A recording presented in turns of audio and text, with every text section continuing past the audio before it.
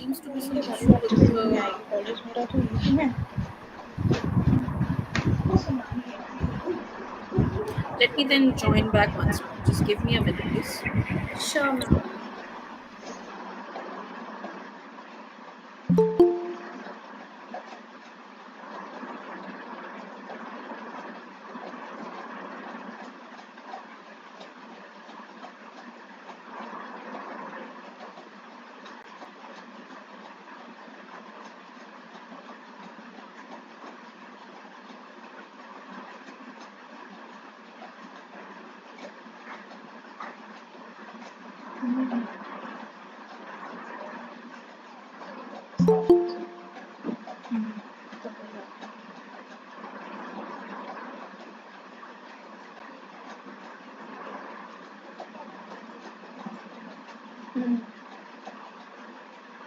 अरे मैं बताऊँ, किसी ने नहीं बोला था, इन दोनों ने ही।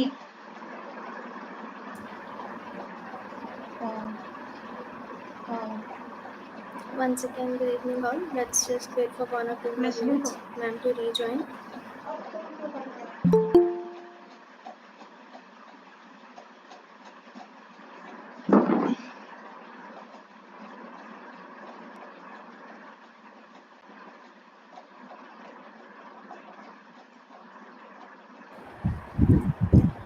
Muskan, am I audible or visible? Yes, ma'am, you are audible and visible both. I think my Gmail ID was having an issue. Anyhow, welcome to this program. I have very little knowledge about which diversity you all are belonging to, so as to whether you all are law students or you are all practicing. What exactly is the cohort that I'm addressing? If there's any brief, are you all law students? Kindly raise your hands. Are you all in your undergraduate? Yes, ma'am. Okay. Is there anybody who is probably like in the post graduation or practicing lawyer or something? Is there anybody who can just raise their hand and let me know? I'll try and cater to almost. Okay, Ishita is there who's doing post graduation. Is there anybody who's a lawyer practicing for that matter? Okay. Nikhil Gupta. Okay. Salman Koli. I'll try and keep it as lucid and simple as possible, just for the basic understanding of how we read a judgment. What do we imply by that? Please excuse me beforehand. I'm really not really in the pink of my health, so I may not be able to really put the 100% that I'm expected or required to do, but I'll try my best, of course. In asking the most basic fundamental, what do we understand when we read this? Let's say we start with a basic interpretation of the Constitution. Let me know if my screen is visible. Yes, ma'am, it's visible. Great. So, this is exactly where we start our understanding of judgment, precedent, so on and so forth. Can somebody read Article 141 for me? Anybody who would like to volunteer and read Article 141 for me?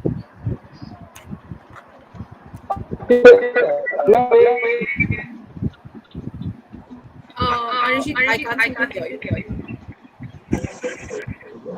Yes, whoever. Yes, Arijit, you can. Go ahead. The 141. Law declared by the Supreme Court to be binding on all courts. The law declared by the Supreme Court shall be binding on all courts within the territory of India. Great.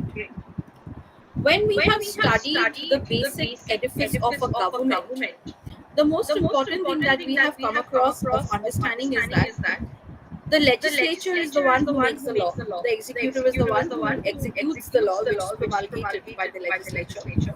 And thereon the judiciary is the one who is interpreting the law. However, what comes to our mind when we read Article 141 is how exactly is judiciary making the law? If the question is about the judiciary making a law, how is it coming into force? And where are we understanding that? the basic idea of a domestic or a municipal law, so to say, municipal law implies the state law when we look at it from the macroscopic level of international law. But to our understanding of what law is getting promulgated by the judiciary, we have to understand what the edifice of a judgment is. Is there anyone who understands what an order and what a judgment is? Anyone can tell me what is an order and what is a judgment?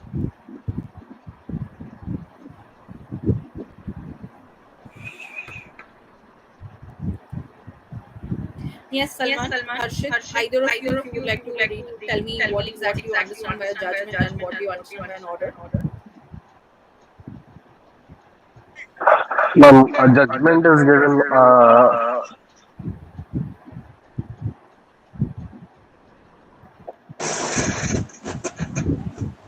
Yes, Some ma'am. order is something which is given on a particular subject, like something to be ordered by the court, whereas the judgment is opinion, how the court has reached to a conclusion on the given facts and the circumstances of the case.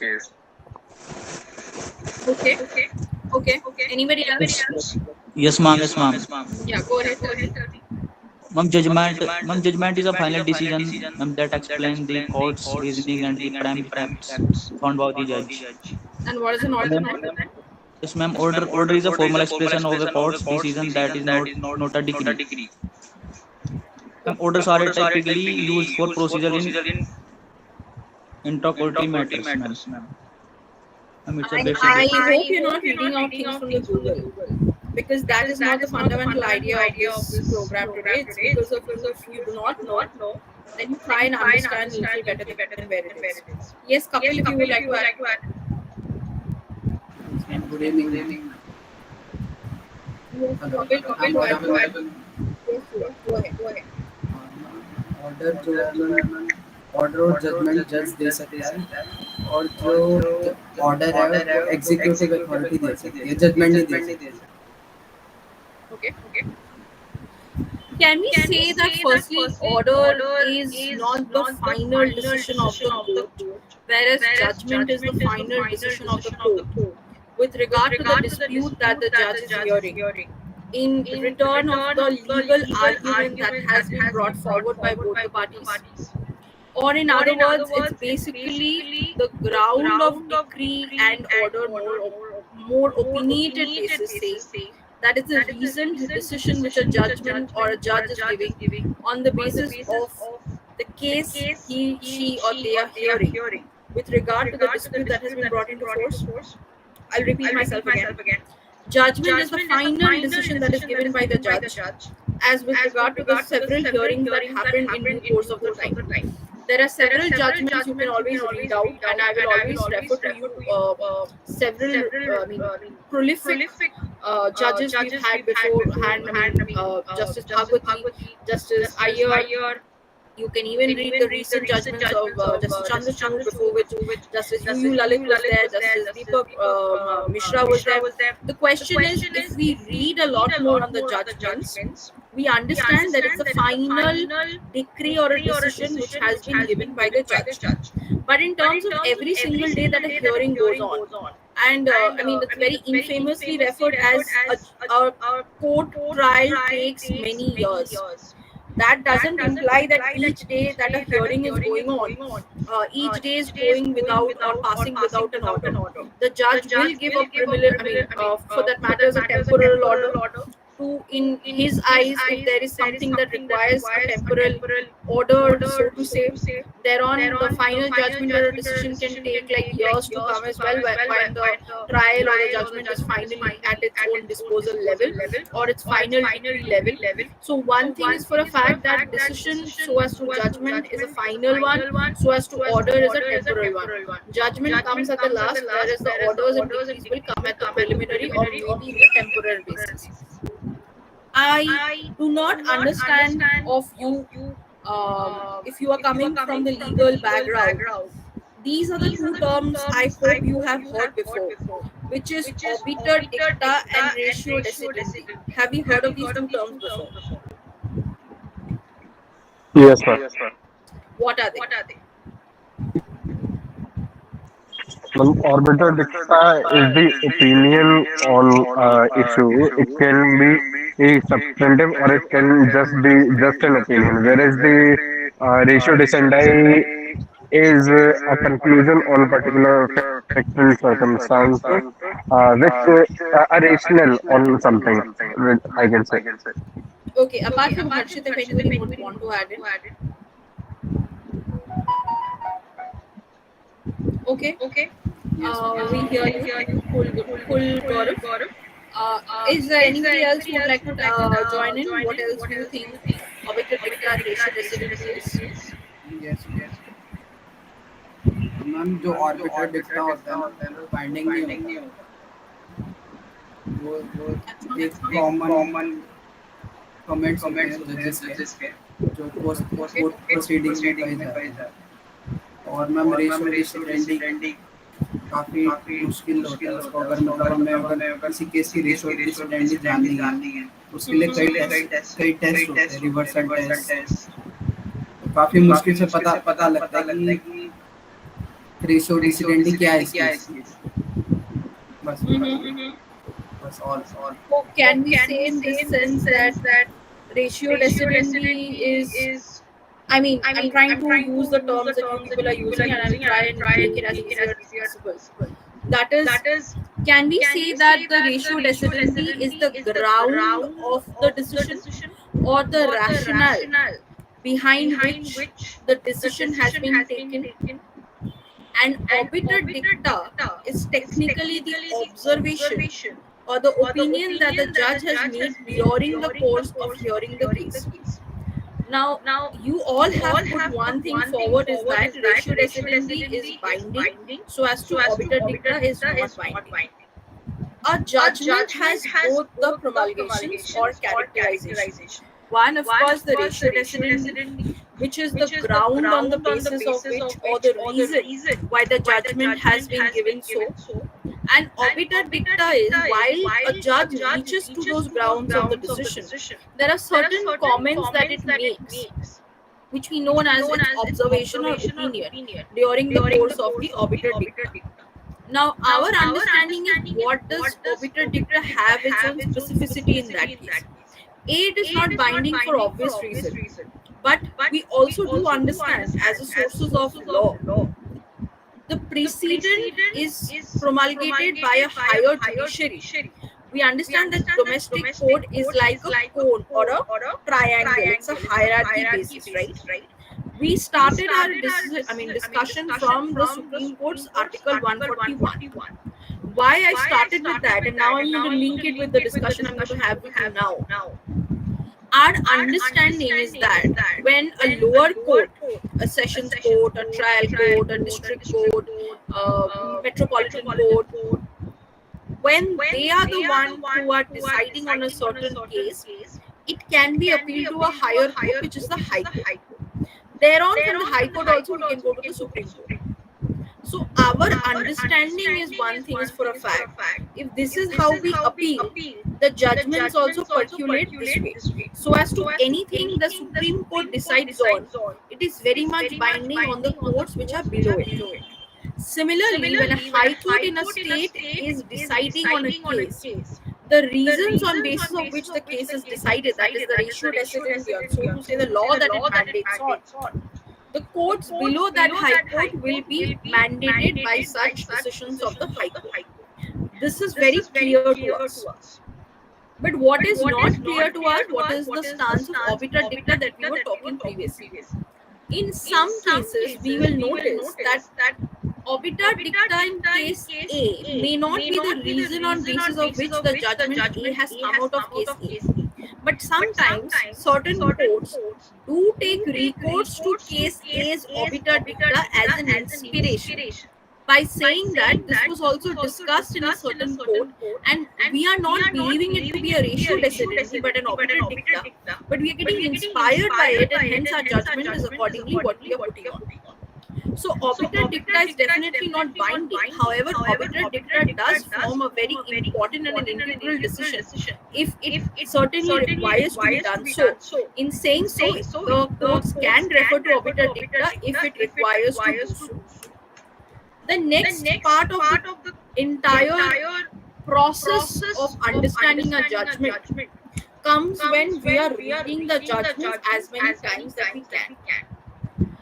We cannot read a judgment in isolation.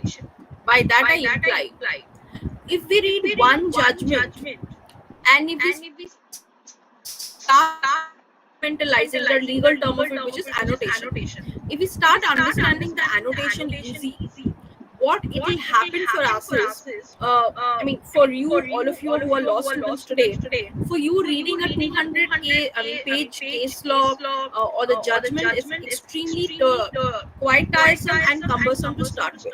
But when you become or come to the profession of litigation, you will realize that you have on a single day 5 to 6 hearings or 5 to 6 different cases. You are going to 5-6 courts, which implies that you will have to have your case law reading judgment as fast as you can. For that, you should know where are you reading what. So let us just give us small heads up about how we read a judgment. It will be easy for you to understand that.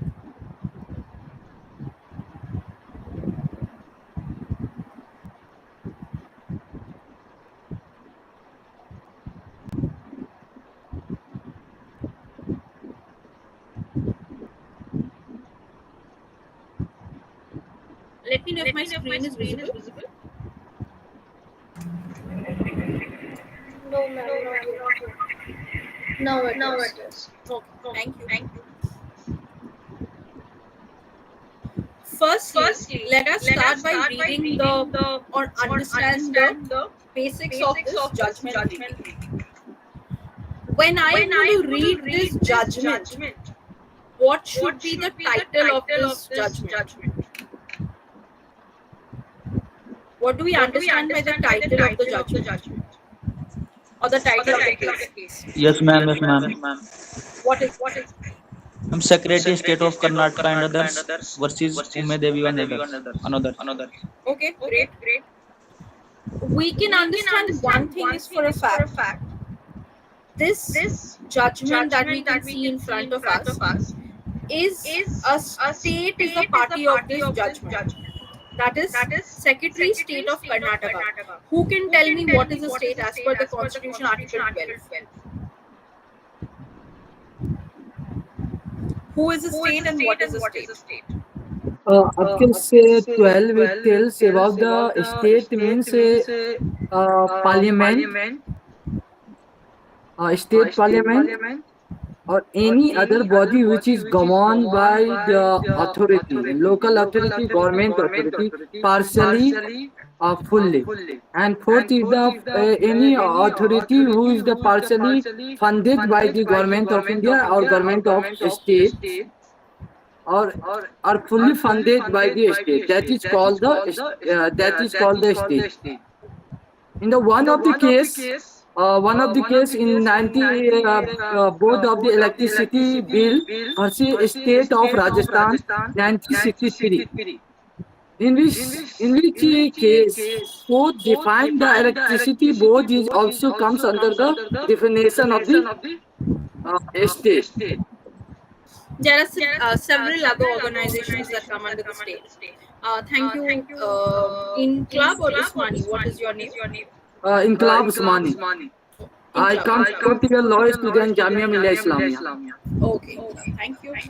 Welcome. Thank you for mentioning the case as well, because that is where I was just about to come to. Is that see, it's not a constitutional law class or a lecture that I've come to, but why I had to explain a little bit on this is, our understanding of the state is not about the 22-26 states that we have as part of the country, but the state implying by Article 12 is the parliament, the state legislatures, the municipal local governments, and even those who are functioning as authority of the state. As Inqilab has quite rightly mentioned about the state electricity board case, there has been several other cases like the airport authority cases, the BCCI cases, where different organizations which function either by the fund or in capacity in the power of the state, they are implied as a state agent or state for that matter. Now here we can see Secretary, State of Karnataka and others versus Uma Devi and others. Now, why Article 12 is important for us is that any individual, if comes and infringes your fundamental rights, that doesn't imply that you can file a writ petition. You can only file a writ petition when there it is against the state, to start the very basics of it. So here we can see Secretary State of Karnataka and others versus Uma Devi and others. There are two possibilities. One, that this is a SLP or special leave petition as per the Constitution of India, or possibly this is a writ petition that is come. Now here one understanding of this is, my understanding of it when I read the first title, is not to immediately jump to the conclusion whether it's a writ petition or whether it's a SLP. Of course, there is also a mention of civil appeal number, but once you read that line a little longer, you will see arising out of SLP. That implies it is a special leave petition. So when I am reading a judgment, first of all, I understand what is the title of the case. That gives me a better understanding of who the parties are. Secondly, what kind of a case am I reading? Am I reading a appeal? Am I reading like an original side judgment? Am I reading a SLP? Am I reading a writ petition? We have to understand what the kind of a case am I reading. Now, if I am a civil lawyer, or let's say I practice in the NCLT court, that is the national one, or for that matter, I'm probably working at a DRT, wherever, whichever tribunal that you're happy to work in. My most important thing is my understanding of the judgments in my domain should be very, very well thorough with. If I am a writ petitioner, I am specialized in litigation to start with, then my understanding of writ petition would be very simply understood reading these judgments. So when I specialize in litigation, my judgment reading should also be well equipped and well thorough with it. One is the title of the case. Second, who can tell me what is a citation?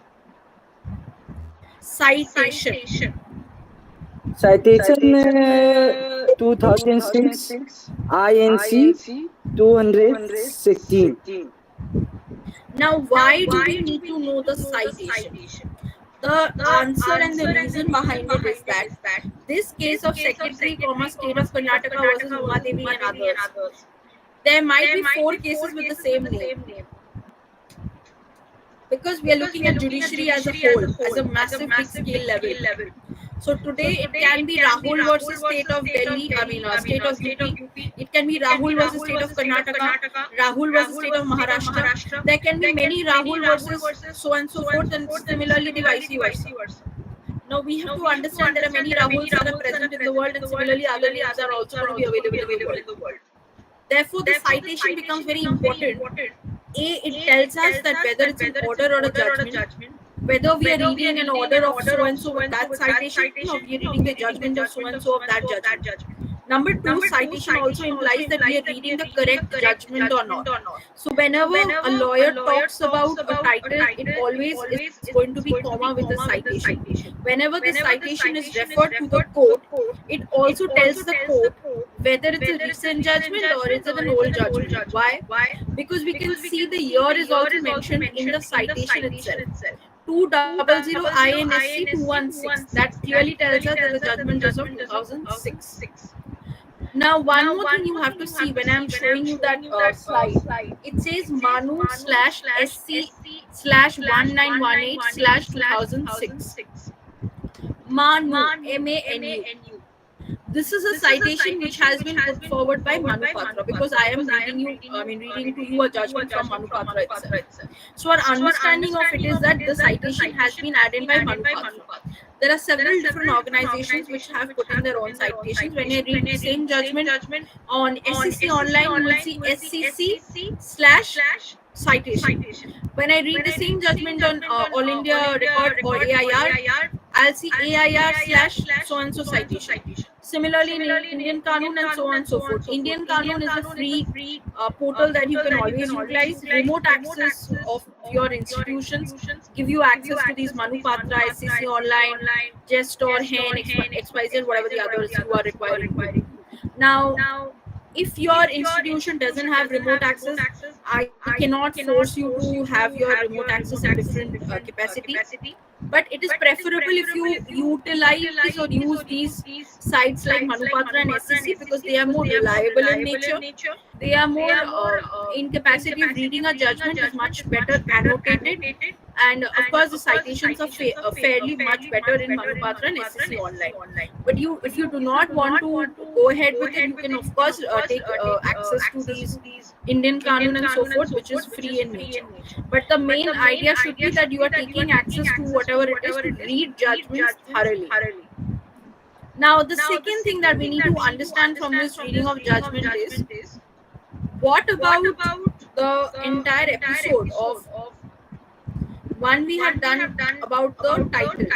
Now we understand whether how many judges were sitting in this judgment. How many judges have decided on this case? How many judges have decided this case? Ma'am, five. Five bench. Five. Bench. This is the constitutional case. Constitutional body, sorry. Constitutional bench. Constitutional bench. So when there is a single judge sitting, it is a single bench. That is a single judge sitting.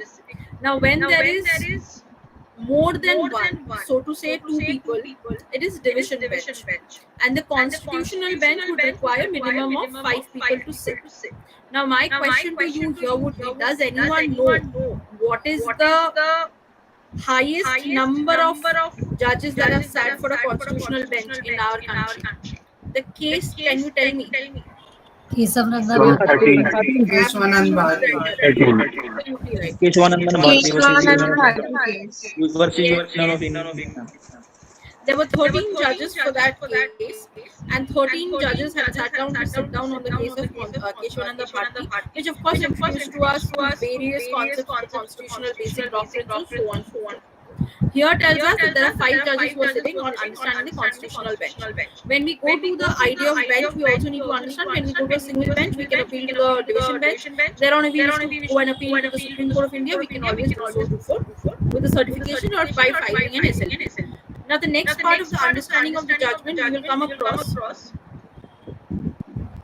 the counsels that are mentioned. That is the lawyers who have, or in the words of advocates, the advocates who have appeared on behalf of the different parties that are there. So names of the advocates are clearly visible to us, and we can see who are the ones who have appealed, so to say, prayed on behalf of the different parties. Now here we see what are the laws that were in question. Constitution of India, Article 12, Article 14, 141, 142, 15, XYZ, so on, so forth. Clearly, we can see what are the articles that are in question with regard to this judgment.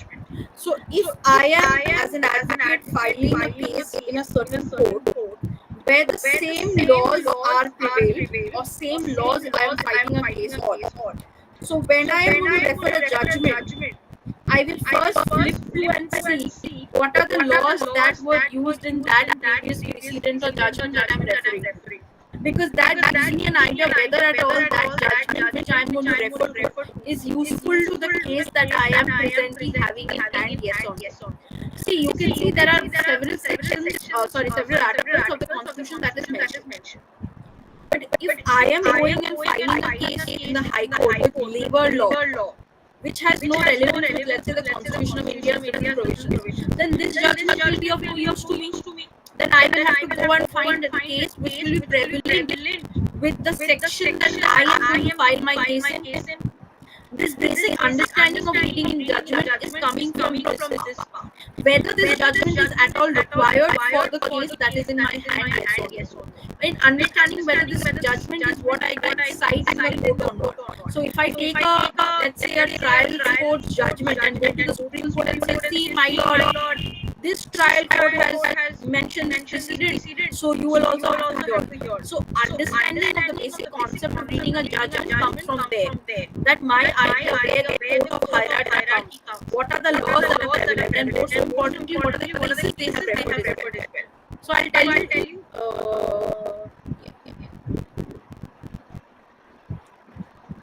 So see, we can clearly see there are cases that are referred in this judgment. Multiple cases have been referred in this judgment. And that gives us an idea that it may so happen that the judgment that I'm reading, from that itself, I can refer to other 4 or 5 judgments, which was also referred in this judgment. So for this Uma Devi judgment, I can see another 20 cases that have been referred by the different lawyers in different capacities. So when I am going with my case, not only can I refer to Uma Devi judgment, I can also see whether these 20 cases also I can refer to my case. Whether those cases can also cite in different capacities. So this is how you understand that your case becomes stronger. Not only you can cite one case, but also cite multiple cases where the same question of law was questioned. Or to say there is some absolute precedent on the law that you are trying to question on.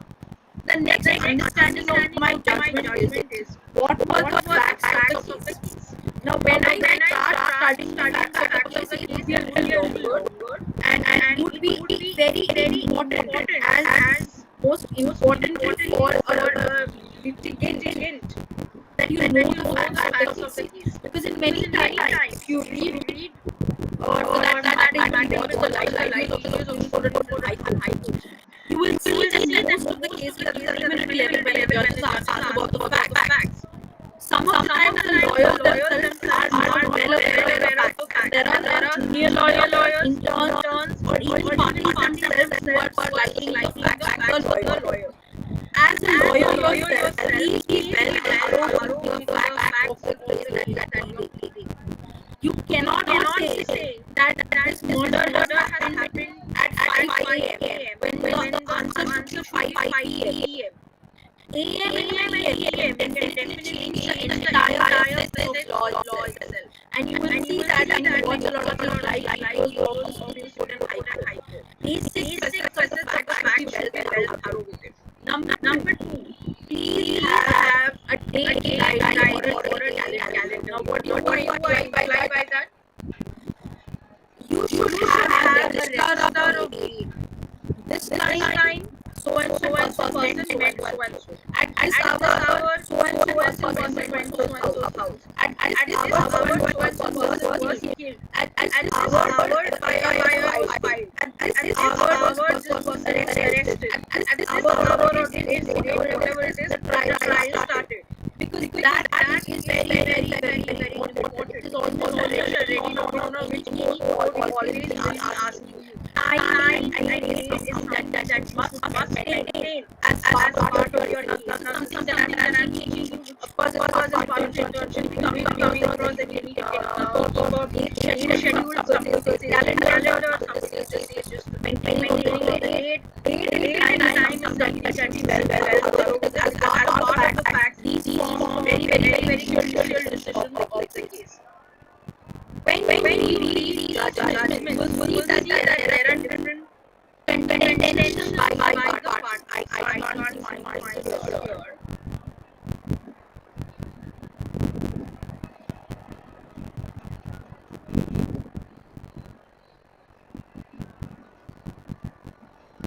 This case is not this case doesn't seem like annotated properly.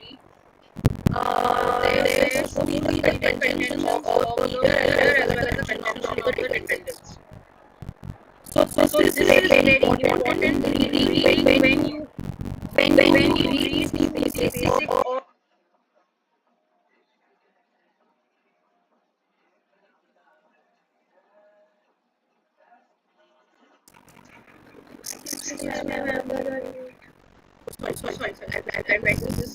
sorry. When I am reading the judgment, I also need to know what are the arguments that both parties have put forward. When I read the contention, which of course you can see that this court is dealing with the question of who will pay for equal work. Here this question is also put forward. What are the citations with the what are that I'm put forward. This case by the way is not properly annotated in Manapatra. This is supposed to be what the counsel's arguments is not. When you read another case, you will get to see that the facts of the case is clearly annotated. There are an argument or cited, there was an argument that has parties. That will also help on understanding a judgment from where the arguments were forward by the counsels of different parties, and thereon how to streamline the judgment as what they made thereon what would given as the judgment. The last part that I am coming to is understanding of the issue residency and alternative data. You can see that there has been several observations that has been made here, and as part of this, most importantly, the ratio residency is also very clearly put forward. Now, what I understand are part of your reading the judgment. When you read multiple judgments, you will be able to decipher what is the residency and what is the derivative data. As to what the grounds on basis of which the judgment is given, and also what were the other opinions and what were the observations that put forward. That will lead you to thoroughly read a judgment multiple times. What I have my better understanding of explaining things to you is that firstly, do not go with this idea that you will read multiple judgments on a Sunday at this level. That is something you can do so when you are more thorough and experienced in reading a judgment. Number two, your basic concepts of law should be well established. Then only will you be able to understand each of the facets of law. Sometimes reading multiple judgments over a course of time explains the contemporary development in law as opposed to even reading the textbooks. Because the judgments give you the most recent decision or recent promulgation of law that happens. My basic understanding of it would be take it like one judgment or landmark judgment and thereon keep reading it. Take as concise notes that you probably think you would require to, as to you yourself sit down and annotate those judgments. That this is a fact. This is what I think. This is the prayer that has been ordered. The questions that have been put forward by the councils. This is the arbitrary data. And this is the ratio residency. If you do for multiple cases, you will see that you yourself have started developing a knack in understanding the judgments, and most importantly, your idea about reading a judgment will be much faster. And I'm definitely hoping that at least some of you will be in a position to write papers on these judgments, like research papers or articles